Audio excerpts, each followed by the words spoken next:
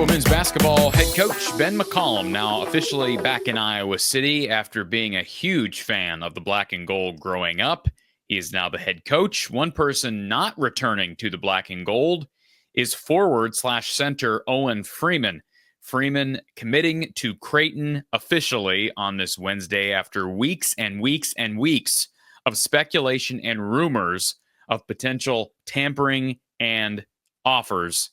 We'll talk about it in just a second, what it means, what some of those rumors were, and how Ben McCollum moves forward. But first, a big thank you to Iowa Floor Covering. Just because there's a different coaching staff at Iowa does not mean we are trashing our sponsors. No, Iowa Floor Covering doing great work down in Bondurant. Be sure you check out what they can do for your DIY flooring projects over at iowafloorcovering.com/DIY. Again, Iowa Floor Covering in Bondurant, tile showers, carpet, and more. Give them a call, 515-379-7000, or visit them online, iowafloorcovering.com. So the news breaking officially here Wednesday evening that Owen Freeman would be transferring to the Creighton Bluejays. What a shock, said no one ever. What does this mean for Iowa? Well, let's first talk about what those rumors were. I kind of alluded to those at the start of this show. And I want to preface everything by saying some of these things are just rumors. In fact, all of what I'm about to tell you is strictly rumors. I don't know what, if any of this is true, beside the fact that I think it's fair to say Owen Freeman has been offered money to play different places. I think that's pretty safe to say. And that's happening a lot of places with a lot of different players. So I'm not going to act or come on here and talk about how upset I am because an Iowa big man decided to enter the portal and test his options. Now, the drama comes into play when you look at when he shut things down for a hand injury. And of course, this was long before Fran McCaffrey was ever formally on the hot seat.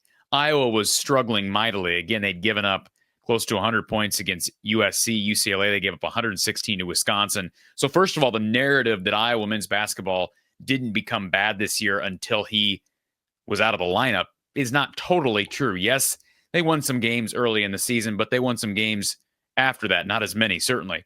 Iowa went through a tough losing streak there at the end. I actually thought Iowa defensively was fine even after Owen Freeman left. It did hurt them offensively, but there was speculation at the time. Was this injury really of such serious nature that he couldn't play through it? And we often say where there's smoke, there's fire. There was smoke. There were plenty of rumors circulating that he had been offered money by other schools. And one of the schools that was in discussion, not just for Owen Freeman, but for Iowa guard Josh Dix, was the school down the road on I-80, and that is Creighton. Now, can we validate the legitimacy of those reports back in February or January or whatever that was? Certainly not. I know there's also been scuttle here in the last couple of weeks that Arkansas and Michigan both offered Owen anywhere between $800,000 and $1.6 million. There's a report out there right now that Creighton paid more than north of $1 million for Owen Freeman to transfer in. I wouldn't doubt that to be true. Let's keep in mind that these Big East programs, specifically programs like Creighton and Xavier and Villanova, they're not paying significant NIL dollars to a football program. So they would presumably have more to spend.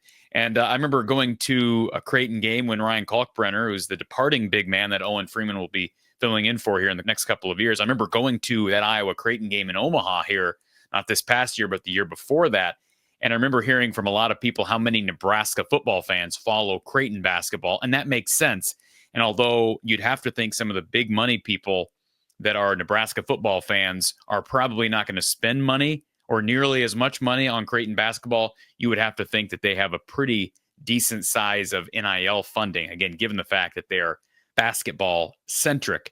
But regardless, Owen Freeman commits to Creighton. He averaged almost 17 points per game last year, 7 rebounds, and shot 64% from the field. He really doesn't have much of a three-point shot. He did make a few this year, but he's still shooting well below 35% from outside. We'll see if he can expand his game. Those are big shoes to fill, just like Riley Mulvey when he came into Iowa. Now, Owen Freeman has proven himself. He was Big Ten Freshman of the Year in his first season at Iowa. Now, I will say this, Gary Close, who's a respected member of this panel, this show here from the Hawkeye of the Storm, he coached at Iowa for a number of years. If you're a Creighton fan, you don't know that name, just search Gary Close Dr. Tom Davis and the Chris Street recruitment, because Gary Close was very involved with the recruitment of Chris Street. And there's some irony there, of course, with Ben McCollum really looking up to Chris Street. But Gary talked earlier in the season how it didn't appear that Owen had really developed much as it relates to his offensive post game. And I'd continued to observe that throughout the season. He's not real comfortable going left. I'll be curious to see how he fits into Creighton. Do I think he'll be successful there? Yes. Do I think he's an NBA prospect? I don't at this point think that he's a future NBAer. Now, if he can develop an outside shot and better himself defensively, sure. He really struggled his freshman year staying out of foul trouble, but Iowa men's basketball players under Fran McCaffery struggled to commit smart fouls.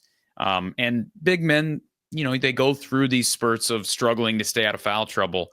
I did think he improved that facet of his game during his sophomore season. He's not a great free throw shooter. He actually digressed in that category, went from about 66% his freshman year to 60% this year. And his per 40 numbers did go up. He's scoring more per 40, not getting quite as many block shots or assists. I think he had to cut down on the number of times he was biting on shot fakes because he was getting pulled into situations where he's fouling. And of course, if he's not on the floor, he can't help his team. So there's a facet of that there. And of course, he played more minutes during the time period where he was playing, right, during the first half of the season this year, as opposed to his true freshman year. But certainly he's going to give them size at 6'10". He's going to give them a solid offensive post game. I still think he's got a long ways to go defensively. We'll see what Greg McDermott and company can get out of him. And if he left for the money, then so be it. My reaction to that, as somebody who covers Iowa, go get your money and don't let the door hit you on the way out. I mean, look, I don't know if it happened during the season, how much contact was made during the season. Again, the old adage that where there's smoke, there's fire. There was plenty of smoke. Wish the best for him, but it is what it is. There was never really any talk about Ben McCollum being able to retain Owen Freeman, whereas there has been talk about him being able to retain guys like Cooper Koch, perhaps even Josh Dix. I think that's less likely. But anyways, it is what it is. This has been coming for a while. And Freeman, of course, when he initially entered the portal after Fran's firing, cited the coaching change. And I, for one, don't buy that. I think he was planning on transferring all along. But that's just my hunch, my suspicion. I can't say that with certainty, but that's my guess. So best of wishes to Owen Freeman. Iowa then will turn to the portal. Maybe they'll get the Drake big man to transfer in. I think that's likely at this point that he comes in. Now, you're going to need more help because they lost Mulvey. They're losing Bronze. They lost Freeman. So they're going to have to get somebody else out of the portal. Chris Tajo's a project, assuming he sticks around. He is a guy who has not entered the portal. But I really don't know how Ben McCollum is going to approach the post position. He's considered a point guard guru. So we'll see how he addresses that at Iowa. Certainly the 5 position has been an important part of Iowa's success, or at least it was under Coach McCaffery. So that's the latest. Owen Freeman heads to Creighton. We'll continue to give you coverage. I was going to give you my reaction from the press conference with McCollum yesterday. I was going to give that to you today, but with this news breaking, thought I'd pivot. We'll plan on talking more about that tomorrow. I know that's been covered up and down. I was there in Iowa City for the press conference and have some thoughts, so I'll provide those to you as soon as possible. Folks, I'll be live with Mark Rogers, the voice of college football. We'll be making up for our missed show on Tuesday, so follow us live tomorrow afternoon over at Iowa Football at the voice of college football. Keep it locked right here. Hit the thumbs up button, the like button before you leave, and we will talk to you soon.